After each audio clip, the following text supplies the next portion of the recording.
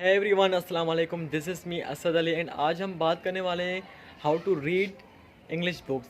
अगर हमें English books को सीखना है और पढ़ना है, बिल्कुल अच्छी तरीके से समझना है, अंडरस्टैंड करना है कि इंग्लिश बुक्स हम किस तरह पढ़ें, तो इंग्लिश पढ़ने के लिए फ़र्स्ट ऑफ़ ऑल तो आप लोगों को ग्रामर प्रॉपर से आना चाहिए। ठीक हो गया।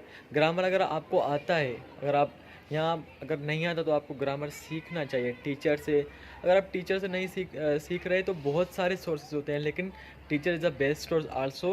बट ऐसा नहीं है कि अगर टीचर नहीं है, आप टीचर के पास जाना तो अच्छी बात है। अगर नहीं जाते तो यहाँ पर आजकल यूट्यूब चैनल है। यूट्यूब पे बहुत सारी वीडियोस पड़ी हैं जहाँ से आप इंग्लिश आसानी से सीख सकते हैं। ठीक है ना। आप ग्रामर तो बिल्कुल आसानी से सीख सकते हैं यूट्यूब पे, क्योंकि यूट्यूब के एक बहुत बड़ा ये फ़ायदा कि आप यूट्यूब पे जब वीडियोस देखते हो how to speak in English या how to read books in English, ठीक है ना, तो आपको आसानी से वीडियोस इजीली जो है ना वीडियोस आपको मिल जाती हैं। और ये फ़ायदा है कि आप वीडियो जब देखते हो, अगर आपको समझ में नहीं आए तो आप उसको रिपीट कर सकते हो। तो ये एक बहुत फ़ायदा होता है वीडियो में। और वीडियो में बहुत अच्छे तरीके से, बहुत इजीली वो समझाने की कोशिश में जो है ना लग जाते हैं। बहुत अच्छे तरीके से समझाते हैं। जो जिसको बिल्कुल इंग्लिश समझ में नहीं आती वो भी समझ जाता है वीडियोस में, क्योंकि वीडियोस में ये फ़ायदा होता है कि हम रिपीट कर सकते हैं अगर हमें समझ में नहीं आता तो।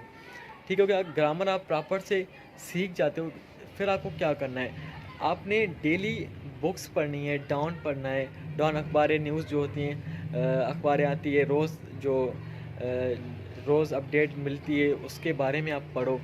लेकिन आप उसको समझोगे कैसे?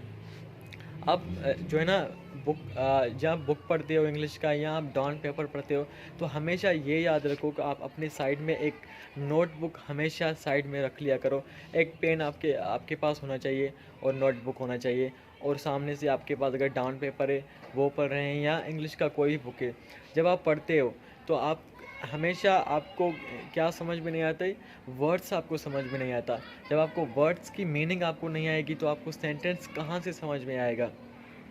अगर आपको उस वर्ड्स की मीनिंग समझ आती है तो आप खुद ऑटोमेटिकली समझ जाते हो कि ये सेंटेंस में क्या लिखा है, ये सेंटेंस हमें क्या बता रहा है। ठीक है ना। तो आप नोटबुक साइड में रखें और एक पेन रखें, ठीक है, और एक डिक्शनरी रखें अपनी मोबाइल में। ठीक हो गया। या डिक्शनरी, या तो डिक्शनरी का बुक होता है, लेकिन मोबाइल का ये फ़ायदा है तो वो वर्ड आप सर्च करते हो और सर्च में ही वो उसकी मीनिंग निकल आती है। ठीक हो गया। आप डॉन पेपर पढ़ रहे हो, आपको एक वर्ड समझ में नहीं आता, वो वर्ड आप निकाल कर और बुक में लिख दें। ठीक हो गया। साइड में वो वर्ड लिख के और उसकी मीनिंग डिक्शनरी से निकाल के उसकी मीनिंग क्या है, तो साइड में उसकी मीनिंग भी जो है ना आप लिख लें। ठीक हो गया। इस तरह कि आप जब आप रीड करते हो तो इस तरह कि आपको बहुत सारे वर्ड्स नहीं आते, तो वो जो वर्ड्स आपको नहीं आते उस वर्ड्स को आप निकाल कर बुक में लिख लें। ठीक हो गया। 50-40 जितने भी वर्ड्स जो हैं वो निकाल के आप जो है ना लिख लें। लिखने के बाद आप उसकी मीनिंग भी यहाँ से डिक्शनरी से निकाल के वो आप साइड में लिख लें। ठीक हो गया। फिर आप जब पढ़ना स्टार्ट करोगे तो यहाँ पे आपको ये वर्ड नहीं आता, उसके मीनिंग आप यहाँ से पढ़ोगे तो वो सेंटेंस आपको ऑटोमेटिकली समझ में आना स्टार्ट हो जाएगा। ठीक है। इस तरह क्या होगी, आपकी वोकेबलरी जो वर्ड्स हैं वो आपको आस्ता आस्ता याद होती रहेगी।